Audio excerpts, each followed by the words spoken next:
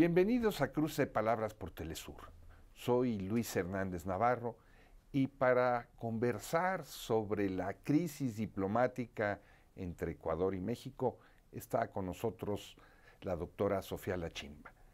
Sofía es investigadora de la Universidad Nacional Autónoma de México, ecuatoriana, y una gran conocedora de las izquierdas de su país y también de la realidad mexicana. Sofía, muchísimas gracias por estar con nosotros. Gracias a ti, Luis, por la invitación. Momentos complejos. Un perseguido político, Jorge Glass, que el gobierno de su país dice que es un preso común y corriente, un delincuente, que primero es huésped en la embajada mexicana, luego se le da asilo político, entra la fuerza pública a una embajada, la embajada mexicana, un hecho inusitado en muchos años, detiene a Jorge Glass y se lo lleva. ¿Cómo explicarnos toda esta situación? Sí, bueno, en inicio es un evento absolutamente inaudito. Creo que a nivel internacional, la comunidad internacional está pues haciendo énfasis en eso, ¿no? De cómo se está violando los principios básicos del derecho internacional. Y yo creo que para explicarnos, pues hay dos elementos, ¿no? Uno, que es la coyuntura política ecuatoriana, y otro, explicar la reconfiguración de las derechas en Ecuador, que no es solamente de ahora, sino que ya lleva años tomando forma, ¿no? Y entonces, pues, la violación a la embajada mexicana no es un evento aislado, sino que tiene que entenderse en un entramado de procesos políticos, de reconfiguraciones del campo político ecuatoriano, de cómo esas derechas están actuando en este momento en Ecuador, y un poco también como un signo de los tiempos que estamos viendo, no solo en Ecuador, sino en otros países en América Latina, que no se respeta principios básicos de lo que se decía públicamente aceptable en términos de derecho, ¿no? Entonces, en términos de coyuntura política, nosotros recordemos que Noboa inicia su mandato en noviembre del año pasado, pero es un mandato que va a durar poco tiempo, ¿no? 1 año y medio, porque justamente viene a reemplazar otro evento político que fue la muerte cruzada aplicada por Guillermo Lasso, por la cual se disolvió la Asamblea y se anunciaron a elecciones anticipadas, ¿no? Entonces, Noboa tiene apenas 1 año y medio para gobernar, pero lo que ha elegido, en lugar de gobernar, es usar ese año y medio para reelegirse, ¿no? Porque nosotros tenemos elecciones para febrero del 2025. Entonces, todo su accionar político va encaminado hacia la reelección del siguiente año. Entonces, nosotros vamos a ver una serie de eventos, de golpes de efecto, que lo que buscan es que la ciudadanía acepte su gobierno, ¿no? Y pues sea el principal candidato para las siguientes elecciones. Eso ya lo vimos en enero de este año, cuando fue todo este evento de violencia generalizada en Ecuador, que fue también noticia de manera internacional, y que Daniel Noboa terminó declarando conflicto armado interno, ¿no? Lo cual le permitió el uso de las Fuerzas Armadas y gobernar en estado de excepción. Es así como ha gobernado estos meses, digamos, con fuerza, con mano dura, digamos, toda esta imagen que además no es solamente de Noboa, que también vemos en Bukele, que también vemos en Milei, digamos, este discurso de mano dura de las derechas, ¿no? Pero, digamos, como parte de su estrategia de reelección, ha convocado a una consulta y un referéndum que están próximos a darse en Ecuador, que es el 21 de abril, es decir, a 2 semanas de lo que está pasando, y pues él tiene que asegurar la votación de esa consulta y ese referéndum, ¿no? Tiene que ganar esa consulta porque es el indicador para la reelección del año siguiente. Lo que nosotros hemos venido viendo es que en enero, cuando se declara el conflicto armado interno y pues hay toda esta demostración de fuerza, las Fuerzas Armadas en las calles, pues la ciudadanía aplaude. Además, una ciudadanía atemorizada, con mucho miedo, con todo lo que está pasando, pues finalmente lo aplaude y cierra filas con el gobierno de Noboa. Lo mismo hicieron todos los partidos, incluidos la Revolución Ciudadana, ¿no? Cerraron filas con él. Y entonces él tenía todo, la aceptación de la ciudadanía, tenía los márgenes de gobernabilidad que necesitaba hasta inicios de marzo, ¿no? Llegó a tener hasta un 80% de aceptación entre la ciudadanía, lo cual son índices sumamente altos.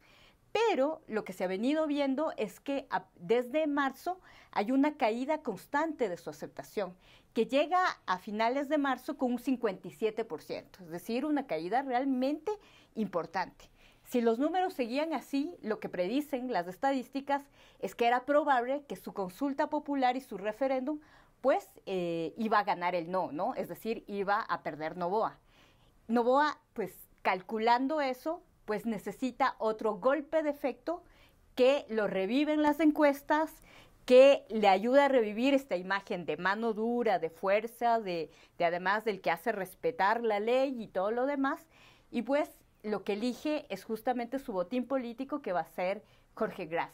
Ahora yo creo que ahí pues el cálculo pues no avanza a darles cuáles serían los efectos, las consecuencias de entrar a una embajada, ¿no? Simplemente están pensando en que deben ir por su botín político, que es Gras, y precisamente para asegurarse el voto de ese anticorreísmo, que justamente como que ha sido una figura de la cual además ha lucrado muchísimo la derecha, y ganar la aceptación de toda esta ciudadanía que ve en el correísmo a una imagen de corrupción y a una imagen que debe ser castigada y que debe estar en la cárcel, ¿no? Y que eso lo podemos ver en Gras.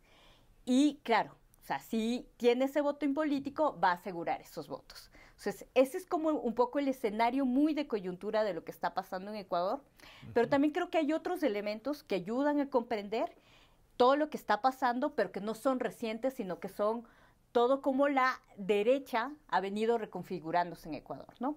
Entonces, uno es justamente este cribaje del correísmo, anticorreísmo, que en este momento ya tienen una expresión muy, muy visceral, ¿no? Muy de odio furibundo hacia el correísmo, digamos que es la base sobre la cual se legitima este tipo de actos. A pesar de que el correísmo es la principal fuerza parlamentaria.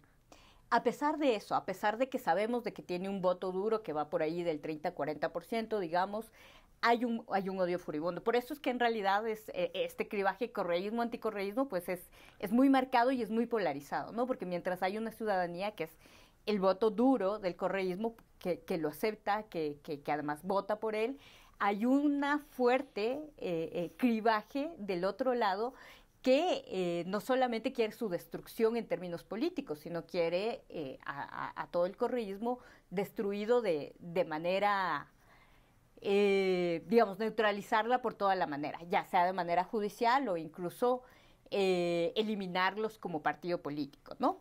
Entonces hay esas dos polarizaciones. Y esas polarizaciones, pues la derecha, por un lado, la ha fomentado muchísimo, y por otro lado ha lucrado perfectamente de eso, ¿no? Porque cuando los discursos con los que sube Guillermo Lasso al poder, los discursos también de los que se alimenta Noboa, pues tienen que ver mucho de esto de ser la imagen de un anticorreísmo, ¿no?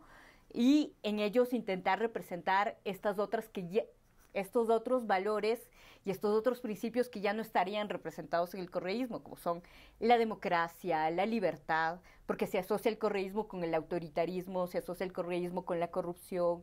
Digamos, eso ha sido un elemento muy trabajado durante muchos años que ya está sedimentado en este momento. Y mientras todo nuevo candidato tiene la opción de vincularse con estos otros elementos, ¿no? Como la democracia, la libertad, pero sí una democracia y libertad muy pensada en términos de derecha, ¿no?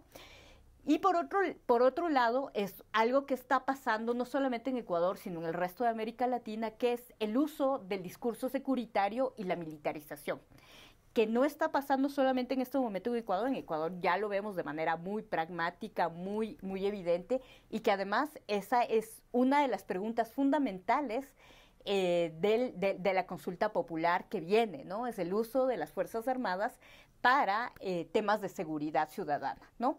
Entonces, esos elementos han ido construyéndose desde el gobierno de Lenin, desde el gobierno de Lazo, digamos, hay una insistencia por sacar a las Fuerzas Armadas a las calles, por usarlas, bajo la idea del discurso securitario. Y con Daniel Noboa, pues eso se ha consolidado de manera muy fuerte y con aceptación de la ciudadanía. Él aparece vestido de militar. Claro, toda esta imagen de la militarización como la respuesta a los problemas sociales, a la situación de inseguridad que vive en Ecuador. Y que, pues, eso ha permitido también el abuso de figuras de derecho internacional como la declaratoria de conflicto armado interno, ¿no? O sea, de dimensiones realmente enormes, ¿no? Y claro, todo ese elemento del uso de las Fuerzas Armadas, vemos que en realidad, digamos, en la práctica, pues están sirviendo para disciplinar a la sociedad ecuatoriana y donde se están usando mucho es en espacios de conflictos, ¿no? En este momento, hace 2 semanas, tenemos conflictos mineros en Ecuador sumamente importantes y las Fuerzas Armadas han intervenido ahí, ¿no? A propósito de judicialización y persecución de enemigos políticos, pues en este momento tenemos alrededor de 90 campesinos, campesinas que están judicializados, muchos de ellos bajo la figura jurídica de terrorismo, ¿no? Eso ese es uno de los elementos que hay que poner atención. Y luego, aparte de todos estos sinnúmero de elementos que vienen a explicar. ¿Te parece si hacemos una pequeña pausa aquí? Claro que sí. Amigos, amigas, no se vayan, volvemos en muy breves instantes.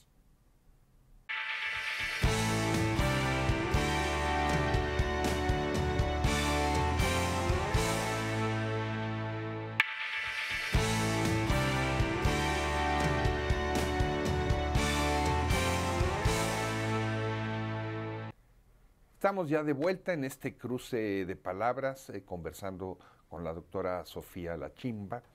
Estamos viendo la crisis diplomática entre Ecuador y México. Y te interrumpí, Sofía, cuando nos estabas dando un contexto de este proceso en el que se estaba militarizando la sociedad ecuatoriana y utilizando al ejército, a las Fuerzas Armadas, entiendo, para resolver conflictos sociales.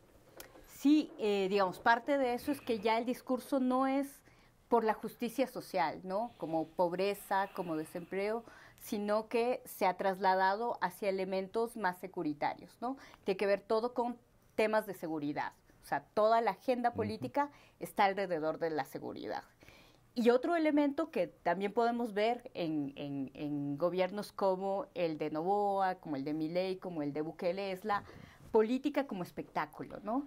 Es decir, lo que acabamos de ver con la embajada mexicana, pues es un evento sumamente estruendoso, pero además muy espectacular, en el sentido de que tiene muchas luces, de que llama mucho la atención, de que además se construye o se refuerza esta idea de el enemigo común contra el que hay que luchar, que sería pues el correísmo como demonio, y frente al cual se suman los otros partidos, se suma la ciudadanía en general, y pues de una manera muy polarizada, ¿no? Pero sobre todo el espectáculo. Que eso también lo vimos en enero de este año, ¿no? Con todo el tema de la violencia. Un espectáculo, Sofía, que tiene consecuencias internacionales, como ya vimos, pero la pregunta sería, ¿tiene consecuencias nacionales? ¿Esto le va a costar a Noboa o por el contrario va a reforzar esa imagen que él quiere dar de un hombre firme, que no se arredra ante lo que se dice fuera de Ecuador, que combate la corrupción? Sí, yo creo que va a tener muchas consecuencias y muchos costos para Noboa y para el país sobre todo, ¿no? Pero yo creo que sobre todo, como hemos visto, la conformación del equipo de gobierno de Noboa, pues hay mucha impericia en sus ministros, ¿no? En su forma de llevar no solamente la política diplomática, sino otros ministerios, ¿no? Entonces yo creo que en base a esa impericia, pues todavía no tienen una imagen de la dimensión de sus actos, ¿no? Y yo creo que van a empezar a verlo si es que hay consecuencias económicas, ¿no? En el momento en el que sean evidentes las consecuencias económicas y los grupos empresariales, las cámaras, vayan a presionar al gobierno, pues ahí se verá realmente cuáles son las implicaciones, ¿no? Mientras lo económico no se tope, pues el gobierno no va a ver las afectaciones, porque a quien afecta es pues a gente de a pie, como los migrantes que se quedan en completa indefensión en este momento. No hay una embajada, no hay un consulado que les preste ningún tipo de protección legal, ningún tipo de servicio consular. ¿Cómo va a pasar las deportaciones? Digamos, ahí hay un limbo terrible, pero digamos, al gobierno no le preocupa a esta gente, ¿no? Pero mientras haya un efecto de orden económico, pues ahí va a ser visible, ¿no? Y en este momento, si es que igual México lleva a cabo el proceso a la Corte Internacional de Justicia, pues todos los costos que van a significar en términos no solamente de contratación de abogados, sino las sanciones económicas que vamos a recibir, ¿no? Entonces, ahí va a ser evidente un poco cuáles van a ser todas esas sanciones y, digamos, cómo se vaya configurando ahora el escenario político internacional, el riesgo, los índices de riesgo país, ¿no? Es decir, cómo en un país que ni siquiera respeta los mínimos de derecho internacional, pues podemos pensar que existe una seguridad jurídica, ¿no? Digamos, mucho del discurso de Daniel Noboa ha sido atraer las inversiones internacionales, pero en un escenario como este, ¿qué va a pasar en eso, no? Mientras esos elementos empiecen a surgir, yo creo que ahí recién va a ser evidente cuál es el nivel de impacto de la ruptura de relaciones con un país que además hemos tenido históricamente lazos tan fuertes, ¿no? Y en términos políticos, yo diría que ahí un poco está dividido, ¿no? Si bien con esta jugada logra el voto del anticorreísmo, logra un respaldo, yo creo que sí va a repuntar un poco, pero va a estar dividido entre la gente que está condenando, pues obviamente la ruptura de relaciones, un evento que además es, digamos, va más allá de todos los límites y que además sienta un precedente peligrosísimo, ¿no? Que es el nivel de autoritarismo que estamos viendo en un presidente. La falta de límites que tiene un presidente que, dicho sea de paso, por cierto, pertenece a las élites económicas ecuatorianas, que en ese momento tiene a las Fuerzas Armadas a su disposición, digamos, con ese nivel de acaparación de poder, pues entra a una embajada, ¿no? Si eso sucede con una embajada de otro país, ¿qué puede suceder con una comunidad pequeña que se opone a la minería? ¿Qué puede suceder con la casa de cualquier opositor político o dirigente social, ¿no? O sea, hay un precedente muy, muy, muy peligroso con el nivel de autoritarismo que está significando esto, ¿no? Y frente a eso, pues sí, obviamente hay un grupo de la ciudadanía que está pensando en, esta no es nuestra mejor opción, ¿no? Sumado a eso, pues, con todos los elementos que han hecho que vaya perdiendo ya la enorme popularidad que tenía, ¿no? Como el incumplimiento de promesas, es decir, él prometía la creación de empleo, pero más bien lo que hemos visto en estos 3 meses es que muchas personas han perdido su empleo. 120,000 personas perdieron el empleo en los 3 primeros meses. Recortes masivos a la educación, es decir, los estudiantes jóvenes que no van a poder acceder a la universidad. Y impuestos, ¿no? O sea, sobre todo él viniendo de una familia que es la mayor deudora, la mayor evasora de impuestos en Ecuador, pues durante su gobierno se están imponiendo impuestos al resto de la ciudadanía. Todo eso viene a mermarle legitimidad, viene a mermarle aceptación, y yo creo que eso va a ir sumando, ¿no? ¿Ves esta acción solo como resultado de una jugada política interna o ves la participación de Estados Unidos en ella?